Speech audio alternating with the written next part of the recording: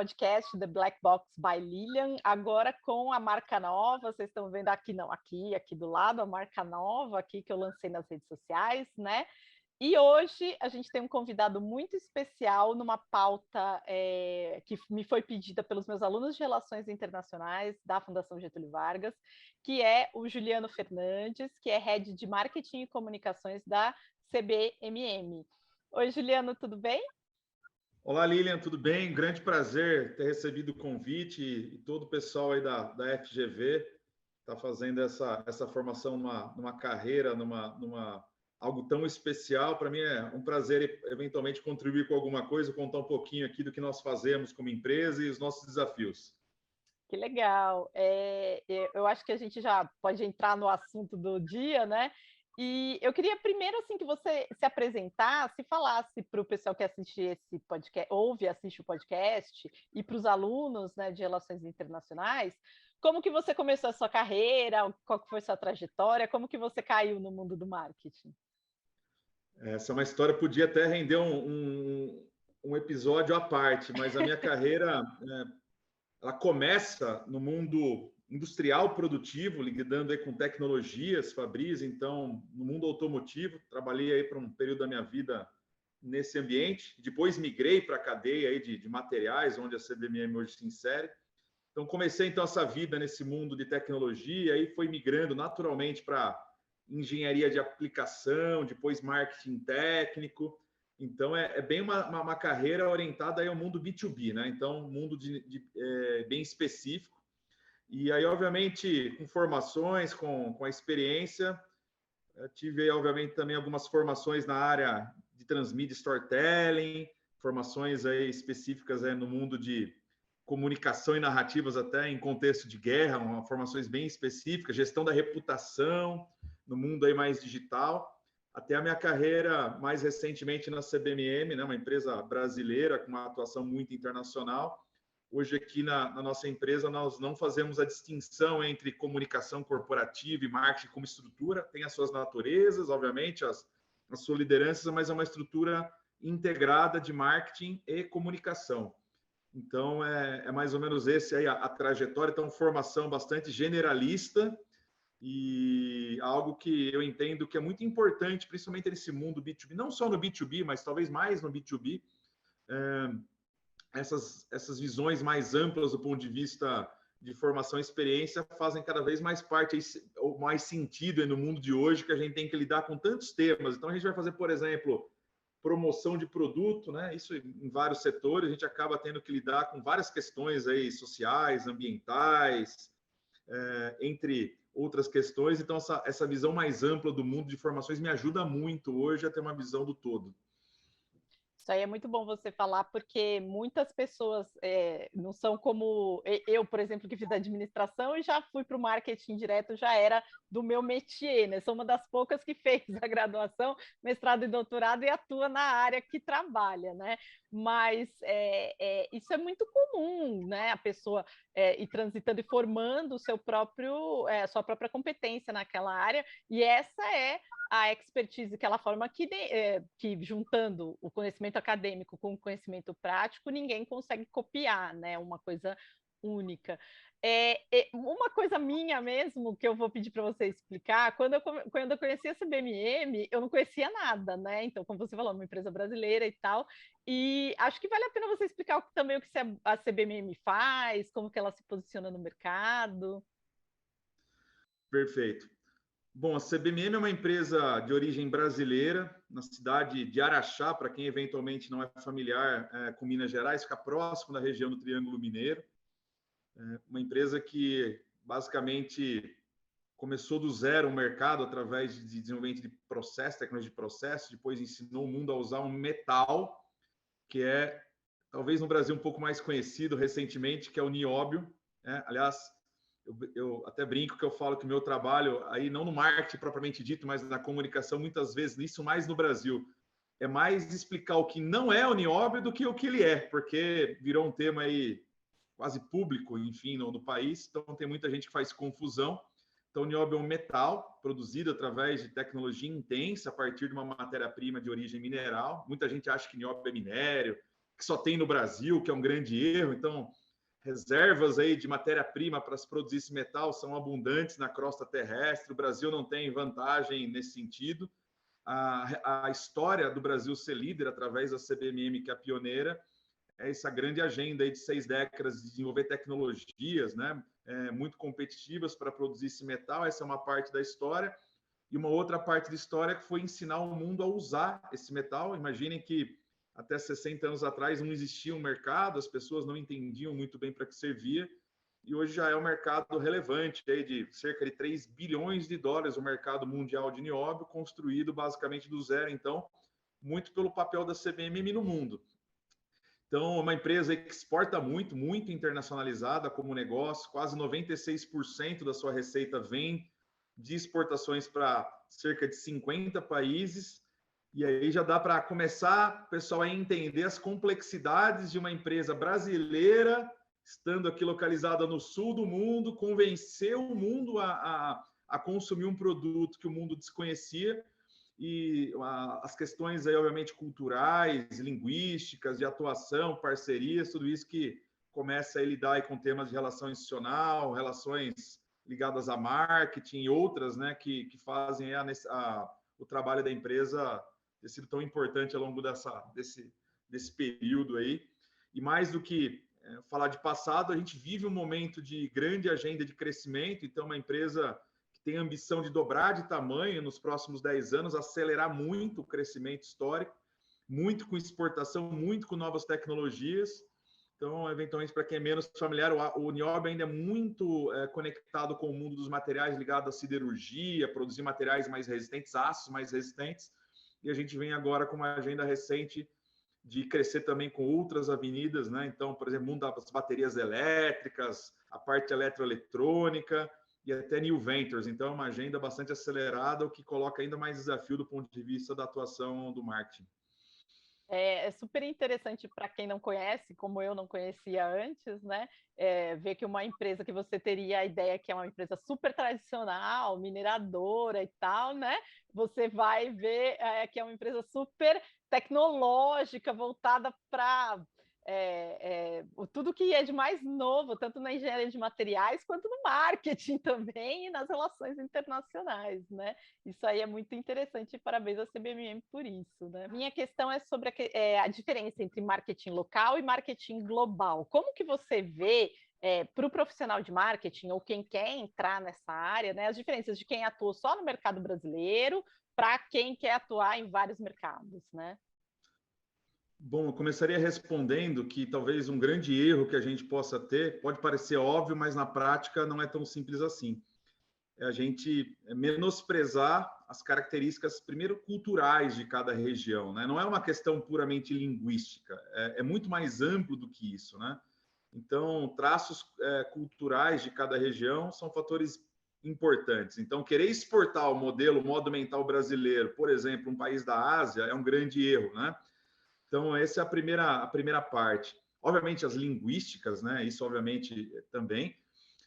E também, se a gente pensar em marketing mais moderno, falar no mundo digital, canais. Então, também pode parecer trivial, a gente no Brasil, no Ocidente, é moldado pelos canais ocidentais. Então, por exemplo, a CBMM tem um grande desafio de negócio, de se comunicar na Ásia e até em países, por exemplo, como a China. Então, nada que de infraestrutura e arquitetura digital que a gente tem no Ocidente, não só no Brasil, funciona na China. Então, não adianta querer usar YouTube e achar que LinkedIn funciona da mesma forma na China ou qualquer que seja a rede social. Então, entender que a arquitetura também é algo importante. Então, ter os canais proprietários específicos ou até o papel, por exemplo, de algumas ações de marketing, como alguns usam influencers, por exemplo. O entendimento sobre o valor que é dado para um influencer na China não é igual ao entendimento do papel do influencer no Brasil. Então, são todos os traços importantes aí que a gente tem que mergulhar e entender. E eu só conheço um caminho possível, né? Não dá para fazer isso tudo sozinho. É muito importante ter parceiros espalhados no mundo, locais que conhecem profundamente. Então, questões culturais, questões tecnológicas, como eu estava citando aqui, canal. E uma outra coisa que eu acho importante, né, pelo menos a nossa visão como CBMM, entender que o marketing ele também não caminha sozinho. Então, vou dar um exemplo aqui da nossa estrutura. A comunicação nossa corporativa, ela tem um papel de trabalhar essa comunicação, essa promoção 360 de uma forma integrada. Então, vamos pegar a parte da imprensa, por exemplo. É uma baita de uma alavanca também para questões de posicionamento, de produto, de marca. Então, entender também a atuação, as especificidades também do ponto de vista de imprensa, trabalhar planos integrados, são coisas muito importantes numa empresa como a nossa aqui, que é líder, né? Então, a liderança ela é ótima do ponto de vista de como é percebido, mas também é um grande desafio, né? Todo mundo, entre aspas, tenta tirar uma casquinha, então, ou tirar o nosso espaço, então um grande trabalho aí para manter essa liderança que nos desafia a cada dia, e uma empresa só é líder em qualquer que seja o segmento, se ela também for inovadora, né? Então, o mundo aí do marketing, da comunicação, talvez é um dos que mais transformaram aí recentemente. Então, entender esses movimentos de transformação são coisas muito importantes para manter aí a relevância. Você me puxou aqui na memória, né, fazendo associação com a sua fala, 2 assuntos. Eu acho que o primeiro assunto que os alunos, principalmente os meus alunos de relações internacionais, vão perguntar, porque você falou de China, né? Então, vamos dizer que, né, a pessoa está lá no 5º, 6º semestre do curso, já pensando no que vai fazer quando se formar, né? A pessoa que quer uma carreira internacional, você acha que ela deve focar em certas regiões ou ela deve ser jack of all trades, né? Pau para toda a obra, foca em tudo? Eu talvez aí pela minha própria trajetória, uma que se mistura um pouco com a empresa, eu tendo a enxergar o mundo de uma forma mais generalista e menos especialista. Não estou aqui fazendo juízo de valor, né? Mas eu acho que essa resposta a gente pode dividir até em um arco temporal, vamos dizer assim. É óbvio que no começo, né, não dá para, vamos chamar assim, abraçar o mundo e querer ser especialista em tudo. Então, obviamente, num primeiro momento, ter um foco talvez regional, isso ajuda. Então, por exemplo, se a Ásia, e também vamos fatiar a Ásia, né? A Ásia chinesa não é necessariamente igual, vamos dizer assim, a outros mercados como Japão e Coreia, onde também nós atuamos, tem as suas particularidades. Então, talvez num começo, principalmente em culturas muito diferentes, talvez começar com uma jornada mais focada, mais especializada, isso pode ajudar a ganhar velocidade. Mas a partir do momento onde a gente atua, né, no caso meu, na minha cadeira aqui, que tem um span internacional, é importante se cercar de pessoas diferentes, com especialidades diferentes, e até no meu caso, ter visões diferentes para poder gerar essa visão mais generalista, porque ao mesmo tempo que tem especificidades, é possível também encontrar sinergias entre culturas, entre regiões, coisas comuns que a gente pode explorar também. Então, não diria que é uma resposta branco no preto, né? Depende um pouco do contexto. Não, eu também acho que tudo são escolhas, né? Se você for ser generalista, você vai ter no começo uma trajetória. Se você se especializar, né? Todo mundo vai ter sua dificuldade. O especialista, depois de se estabelecer como um generalista. E quem é generalista tem a dificuldade depois de falar, poxa, mas qual que é a especialidade desse cara, né? Ele não pode fazer tudo de tudo. Então, é sempre uma escolha que você tem que sabe, ter certeza do que você vai fazer, né? E aí, né, Lilian, assim, complementando um pouco minha frase, né, a gente, obviamente, é importante ter parceiros, né, para tudo na vida, né, então, rede de parceiros dentro da empresa, mas também até fora, né, então, também se cercar de especialistas em temas específicos, isso também é algo muito útil na aceleração do entendimento para a gente testar mais rápido ou errar menos, né, em profusão. A CBM, por exemplo, tem parceiros na China, tem chineses que trabalham conosco, agências promocionais, agências digitais, parceiros de negócio, até traders que trabalham conosco, chineses, não chineses, enfim, essa mescla é algo muito importante. Estamos falando aqui da China, mas vale também isso, obviamente, para outros mercados importantes como Índia, citei aqui Japão e Coreia, mas na Europa da mesma forma, né? Para quem eventualmente aí é mais íntimo da Europa, a Europa tem as suas particularidades, mas também não dá para comparar o mundo escandinavo com o mundo mediterrâneo, tem os seus trejeitos, então também é importante entender. No nosso caso, tem que lidar com 50 países a partir do Brasil, né? E aí vamos também colocar um ponto. Fuso horário, né? Às vezes a gente menospreza, é algo também muito importante, né? Então, entender, vamos dizer assim, que também tem as particularidades, alocar onde as equipes vão estar alocadas. Isso também é algo muito importante do ponto de vista de relação internacional, do ponto de vista de marketing, a partir de um corporativo que está no Brasil, como é o nosso caso, que não é tão normal, né?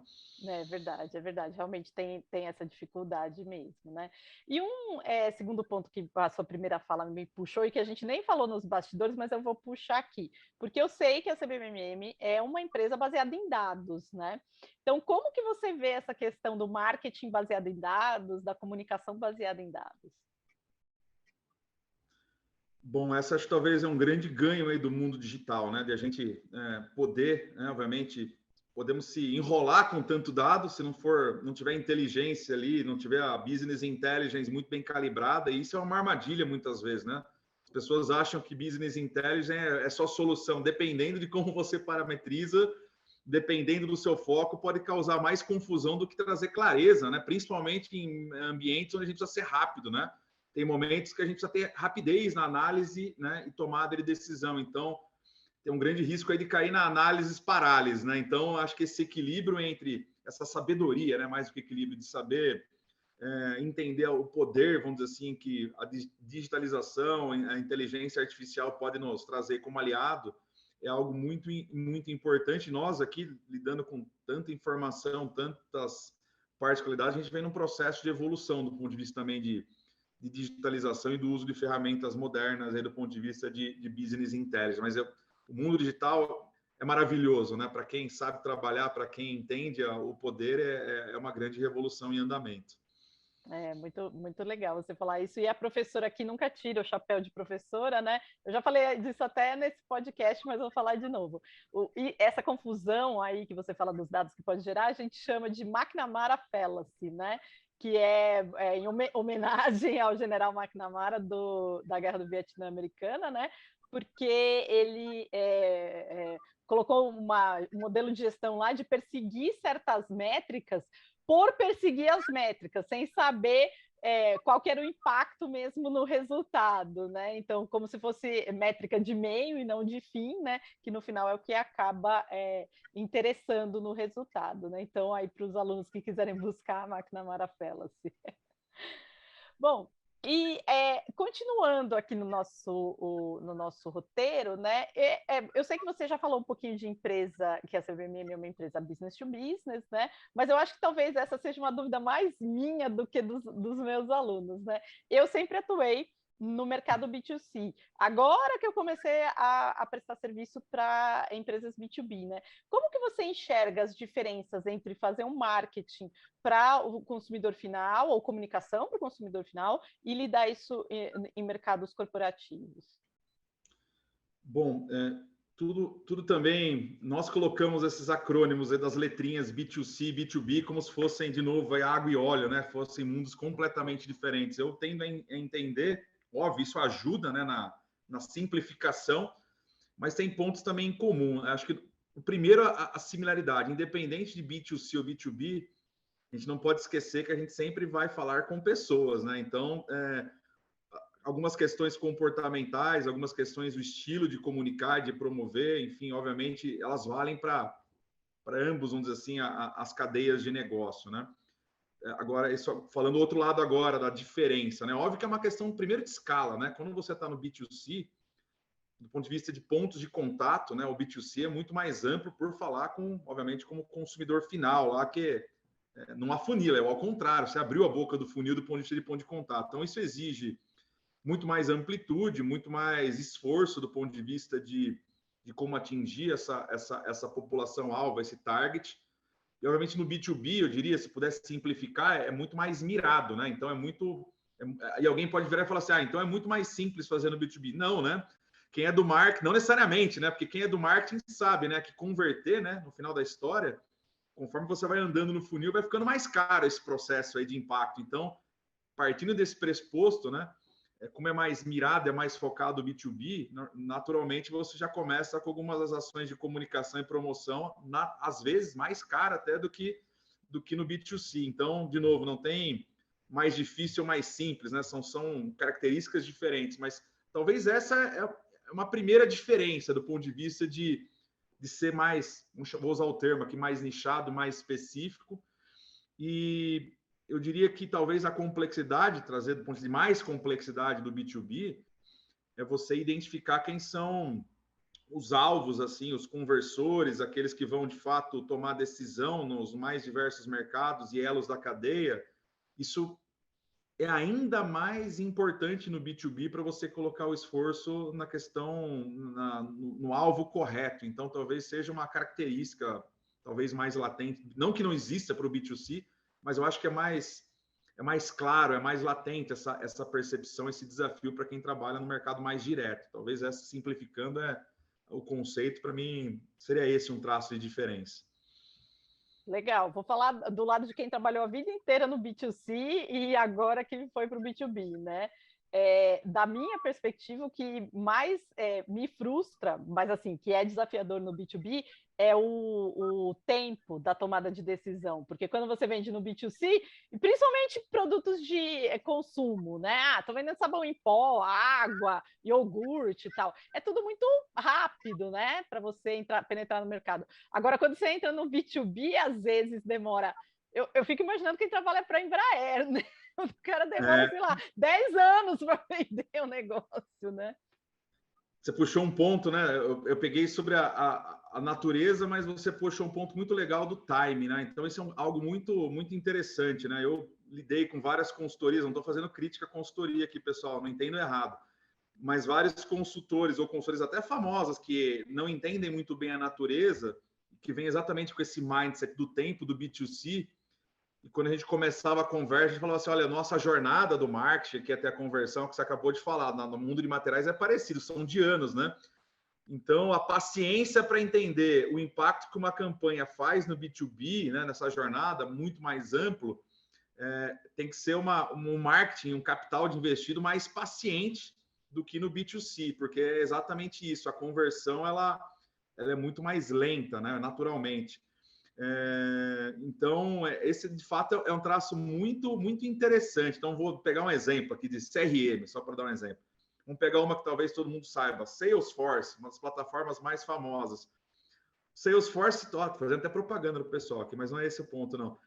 É isso, né? A ferramenta é a mesma, né? Entre aspas, né? Para o B2B e B2C, mas como você parametriza as métricas, e se você quiser importar modelos de B2C para o B2B, provavelmente vai dar algo errado, assim como o oposto também é verdadeiro. Então, é muito interessante mesmo essa questão aí os mais ansiosos aí, normalmente talvez sofram um pouco mais aí no mundo B2B do que no B2C, que são naturalmente mais produtos de consumo, por exemplo, as respostas basta uma campanha, às vezes, num Big Brother da vida, a gente começa a perceber dados mudando no minuto seguinte, né? No B2B não é assim. No minuto seguinte, tem isso mesmo, e é o que você falou, você me lembrou uma analogia que eu faço na aula, que é de bazuca e míssil teleguiado. Talvez não seja um bom exemplo para a época que vivemos, mas é mesmo assim, você vai fazer uma campanha no Big Brother, é como você jogar uma arma nuclear, né? Bum! Todo mundo ficou sabendo. No B2B não existe muito essa possibilidade, que eu vou fazer o quê? Vou pôr no Big Brother um negócio de vender turbina hidrelétrica? Não vai dar certo, né? Eu preciso ter uma abordagem muito mais teleguiada, né? Então, para quem tem muita experiência, ou como você falou, mais ansiedade, ou quer ver as coisas acontecendo logo, é uma mudança muito grande, né, de se adaptar ao mercado. Você pegou um ponto interessante, né? Então, na jornada do marketing, aí, o pessoal que está acostumado aí, enfim, a história de qualificar lead, né? Vamos pegar o caso no B2B. O pessoal, aí vamos juntar com o papo anterior lá sobre dados, né? Essa curadoria de dados, essa curadoria aí para fazer qualificação de lead, que é para caminhar aí para o míssil teleguiado, né? É isso que dá a base para você lançar um míssil, é você qualificar o lead, né? Onde é que eu jogo ali a campanha, qual é o canal e para quem é o meu alvo e como eu vou atingi-lo. Então, essa parte de dados integrado com essa qualificação da base, não que para o B2C não seja importante, mas eu tendo a entender também, talvez como você, de que é muito mais presente, muito mais importante no B2B, porque senão você faz campanha, você faz ação e jogou na base errada, não vai ter resultado nenhum no B2B. Talvez no B2C você consiga ter a área de impacto ali, que não necessariamente você jogou no centro certo, mas a área de impacto acabe pegando e gerando algum negócio, alguma conversão. Então, essa é uma característica interessante do B2B. Nossa, isso aí que você falou é muito bom, porque eu estou ouvindo meus alunos me perguntando isso na aula, né? Eu vou falar, ó, vai lá ouvir o podcast que o Juliano participou, que ele vai falar, só para te dar um exemplo do que os alunos perguntam, né? Eles falam assim, nossa, professora, esse pessoal fala que tem, você é empresa grande, Big Tech, né? Então, assim, utilizando o e-mail marketing, né? Nossa, eu recebo tanto e-mail marketing que cai errado. Aí eu falo assim, gente, pensa bem, qual que é o custo de errar, mandar um e-mail marketing para milhões de pessoas no B2C? Praticamente zero, entendeu? É 0,00 centavos do meia verba de marketing, né? Então, ele corre o risco de te irritar, mas se ele acertar, ele jogou uma rede grande, quem caiu, beleza, né? Como você falou do B2B, se ele faz isso e joga essa rede grande, como o investimento é maior e o tempo é muito grande, ele pode desviar recurso e o custo de oportunidade é alto. De estar investindo no lead errado e aquele que iria converter ele deixou para a concorrência, né? Talvez pegando um contra-exemplo, né, para o pessoal aí não se desesperar e falar, nossa, mas é muito difícil trabalhar no B2B, como é que eu faço toda essa curadoria, como é que eu jogo o míssil certo, não faço uma campanha errada? Vamos fazer propaganda de uma outra empresa aí, até no mundo do conhecimento, onde normalmente não tem míssil errado, mas é para uma outra lógica. Também é verdade, está numa outra parte do funil, estamos falando lá do awareness. Vamos pegar a McKinsey, por exemplo, né? A metodologia de conteúdo da McKinsey, que você tem a lógica através, sei lá, de assinar, de dar o seguir. Normalmente, quando você... O catch lá da McKinsey de temas de interesse, tamanha a quantidade de geração de conteúdo, eles conseguem alimentar ali o público de interesse com aqueles conteúdos específicos por bom tempo e te fideliza, vamos dizer assim. Então, no nosso caso, como CBMM, a tecnologia do Nióbio também tem a catequese, tem a conversão, conteúdos novos, tecnológicos que a gente está o tempo inteiro gerando, né? Então, esse modelo, vamos dizer assim, do míssil teleguiado McKinsey, né? E investir muito tempo no conteúdo, né? E essa qualificação com algoritmo e lógica também é algo que se aplica a nós, aqui a gente tem um hub de conteúdo específico do nosso mundo. Então, aí é um outro exemplo, um contra-exemplo aí de fazer precisão do ponto de vista de onde investir tempo. E a métrica te mostra, né? Se ninguém está lendo aquele conteúdo, se a base é pequena, provavelmente não é ali que você tem que colocar esforço. Imagino a McKinsey que tem uma grande inteligência de que tipo de conteúdo que ela vai gerar. É verdade. E aí, só para você elaborar um pouquinho mais na questão do digital, né? Como que é a gestão do marketing digital da CBMM ou das empresas, né? De B2B e internacionalizadas, né? Porque você falou que tem os canais diferentes, mas como é que Sim. vocês lidam com isso?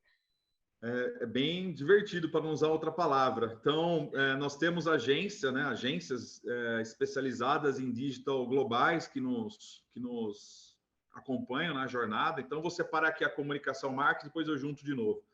Então, nós temos duas marcas, até para esclarecer. A gente tem uma marca internacional que chama Niobium e a marca nacional que é a CBMM. Quando a gente está falando dessa fase de conversão, tecnologia, lead, negócio, a gente está, obviamente, falando mais com a marca internacional.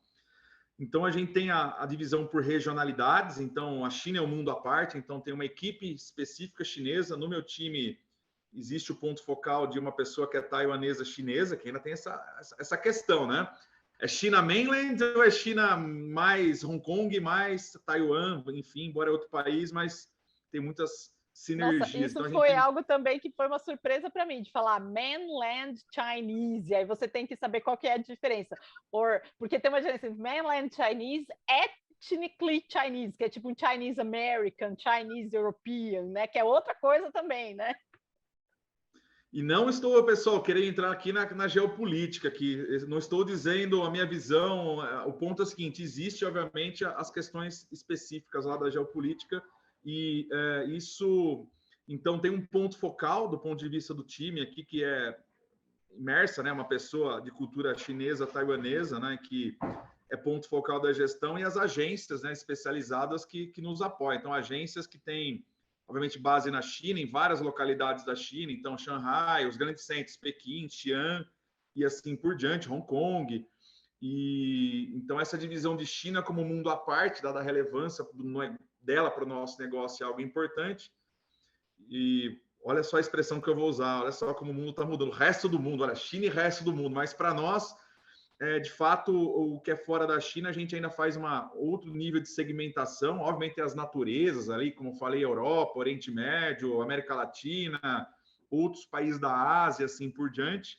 E também é nesse conceito, ou seja, agências presentes, né, nas localidades que têm expertise local, somado a pessoas de coordenação no nosso time que fazem a coordenação da marca e no final da história tem o guardião da marca, o guarda-chuva que cuida aí da coerência do ponto de vista do posicionamento.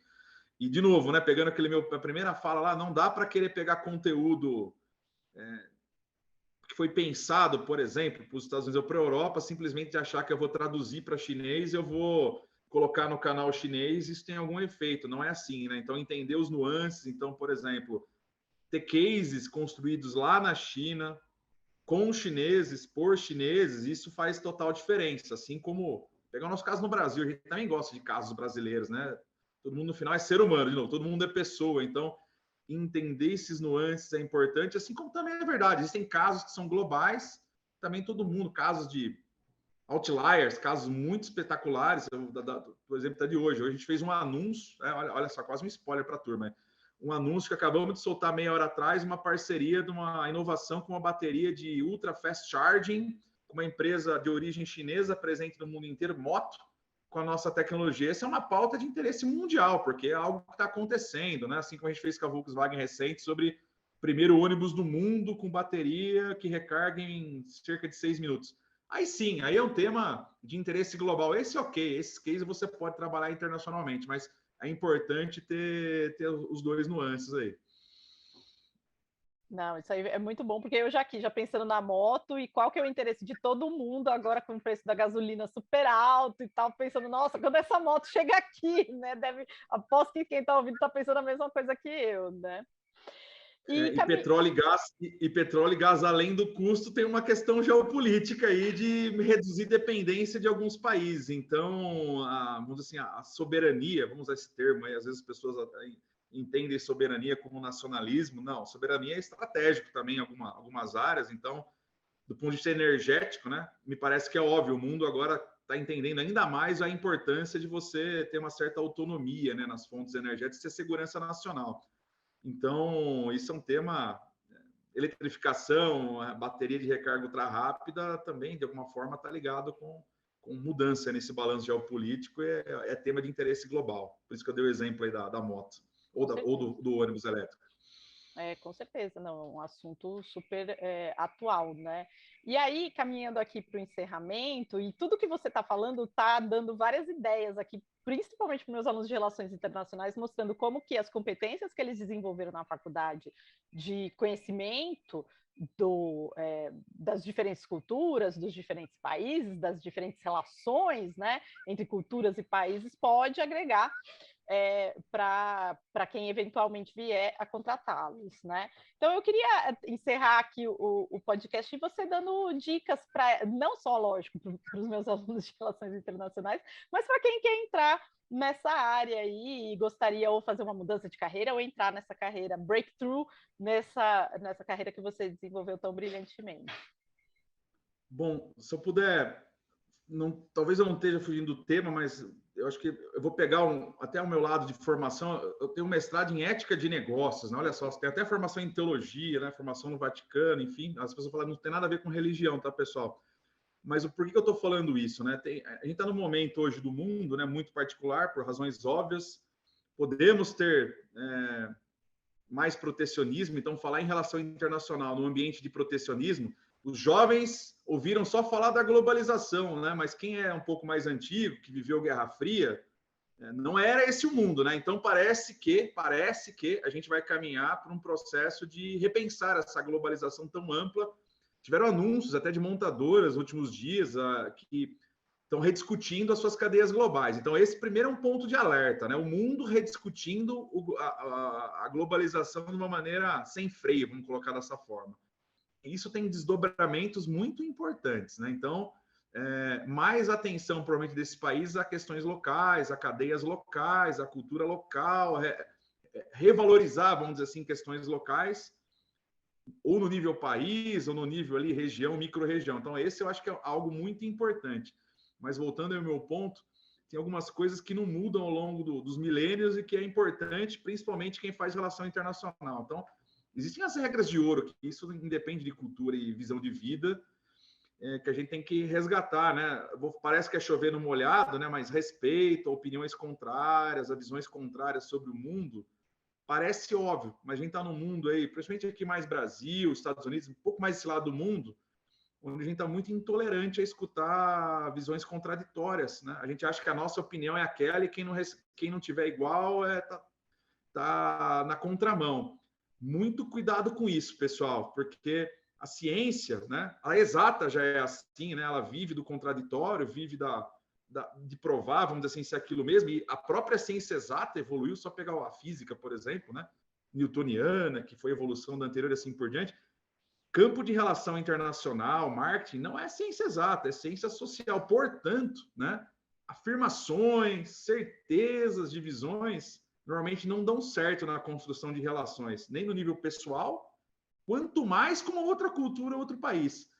Então, se eu posso deixar uma mensagem final, eu acho que esse é um ponto muito importante, e isso está ligado lá com a ética, do respeito, e é do diálogo, que no final da história, a comunicação, o marketing, são ciências que nascem de uma ciência-mãe, que é conversa, diálogo, construção de relações. Então, talvez a gente está num momento do mundo talvez mais recente, nas últimas décadas, onde a gente talvez está sendo mais desafiado a reencontrar a capacidade de diálogo sobre o contraditório, porque diálogo com quem pensa parecido com a gente é a coisa mais fácil do mundo. Então, talvez essa atenção, porque eu já vi desastres em negociações, desastres em relações, às vezes não é nem com uma fala, é com a linguagem corporal agressiva, que para nós aqui, por exemplo, no Brasil, né, tenho origem italiana, tem alguns traços de linguagem corporal que pode parecer normal, no mundo asiático é um pouco diferente. Então, eu acho que são temas aí que, principalmente os mais jovens aí, vão ter que prestar bastante atenção, principalmente nesse momento que a gente está vivendo no mundo.